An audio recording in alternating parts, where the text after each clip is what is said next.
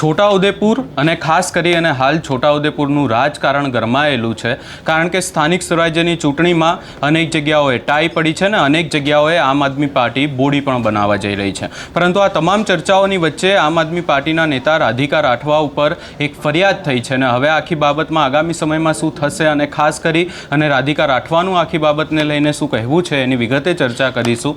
નમસ્કાર, હું છું ઉજ્જવલ અને આપ જોઈ રહ્યા છો નિર્ભય ન્યૂઝ.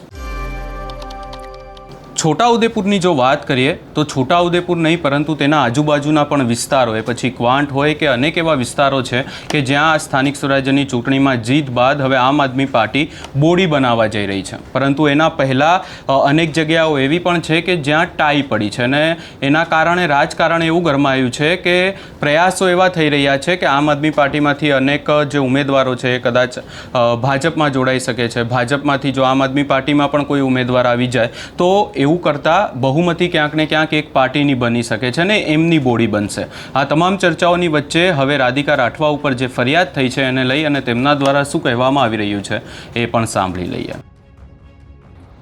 મારી સાથે હાલ આમ આદમી પાર્ટીના નેતા રાધિકાબેન રાઠવા જોડાયા છે.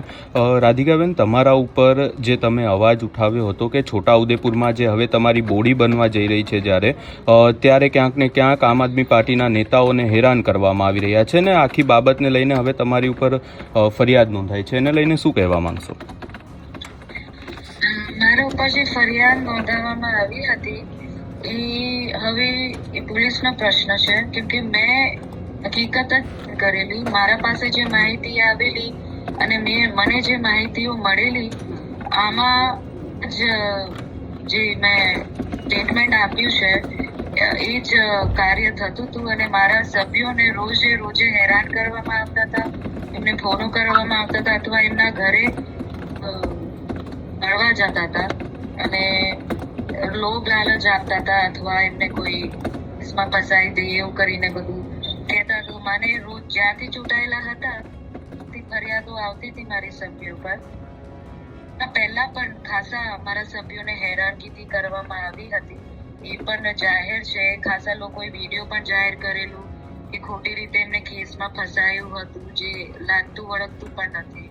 તો ષડયંત્ર તો પહેલાથી જ ચાલે છે અને હવે ચૂંટાઈ ગયા છે. મારા સભ્યો આમ આદમી પાર્ટીના સભ્યો કવાંટમાં મજબૂત થઈ ગયા છે અને અમારી બોડી બેઠવાની છે, અમારી બહુમતી છે, તો અમારા સભ્યોને તોડવાનું આ આખું ષડયંત્ર ચાલે છે તંત્ર.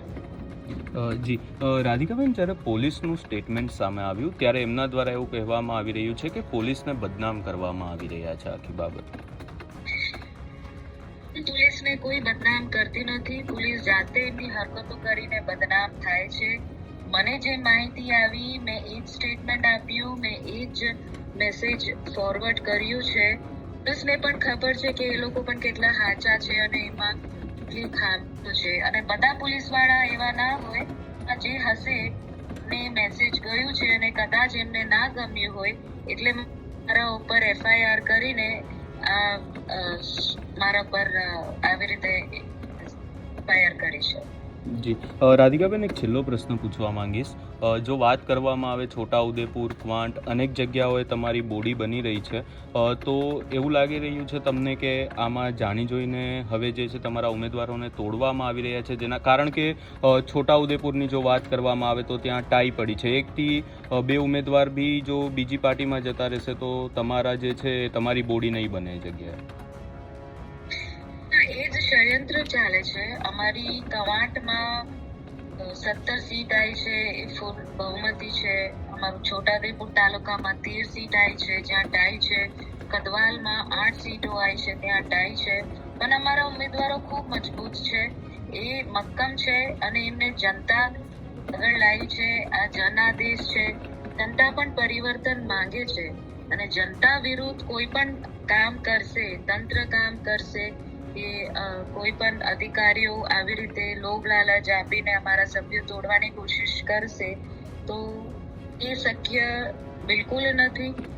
અમે ચોક્કસથી જનતા અમને ચૂંટાઈને લાવી છે અને એમના કામ કરવા માટે એ અમે ચોક્કસથી કામ કરીશું. અને આ જે FIR કરે છે અને મારા સભ્યોને જે ડરાવે છે પણ ત્યાં ખોટું કામ થતું હોય, જેવી રીતે એક આરસીસી તોડવામાં આવ્યું હતું છોટાઉદેપુરમાં, ત્યાં સભ્યો ઉપર આ કોઈ એફઆઈઆર કરવામાં આવી નથી. એ તો જાહેર છે, એ અમે તો કરેલું નતું, સામે પાર્ટી બીજેપી વાળાએ કરેલું હતું, પણ ત્યાં કોઈ વ્યવસ્થિત પગલાં લેવામાં આવ્યા નથી એમના વિરુદ્ધ.